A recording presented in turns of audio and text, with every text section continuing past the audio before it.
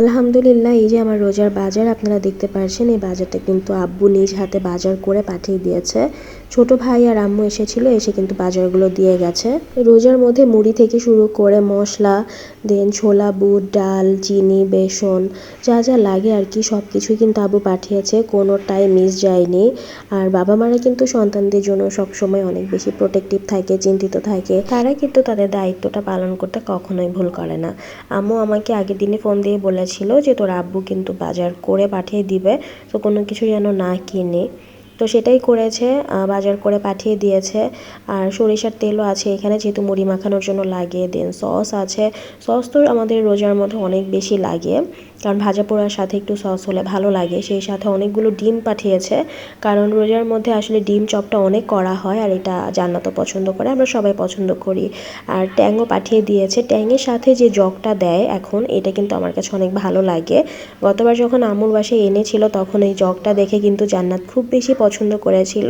জান্নাত দেখে খুশি হয়ে যাবে, আমি জানি ওই জগটা দেখে প্রথমেই বলবে যে জগে যেন ওকে আমি একটু শরবত বানিয়ে দিই। আর রোজায় তো খেজুর না হলেই না, খেজুর তো মাস্ট লাগে, অন্য কোনো কিছু লাগুক আর না লাগুক।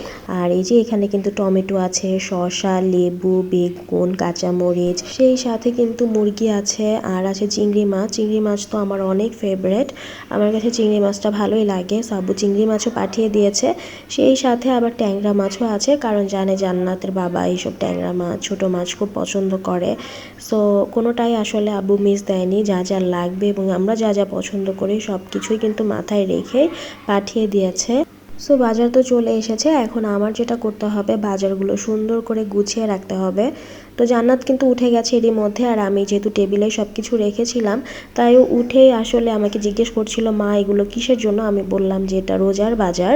তো ও কিন্তু শুনে খুব খুশি হয়ে গেছে এবং খুব এক্সাইটেড ছিল, আমাকে বলছিল আমি মুড়ি খাবো, ছোলা খাবো, এবং বলছিল ওই যে আমি বললাম যে ও কিন্তু উঠেই দেখেই বলবে আমাকে কিন্তু এই জগে শরবত বানিয়ে দিবে।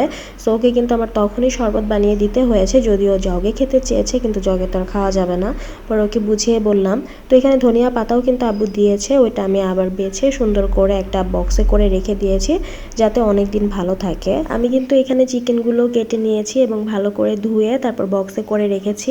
আসলে বক্সে করে রাখলে যেটা হয়, তখন আমার বের করতে বা ডিফ্রস্ট করতে অনেক বেশি সুবিধা হয়। আর কলিজা আর গিলা যেগুলো ছিল সেগুলো আমি আলাদা করে বক্সে রেখেছি, কারণ জান্নাত কলিজাটা পছন্দ করে।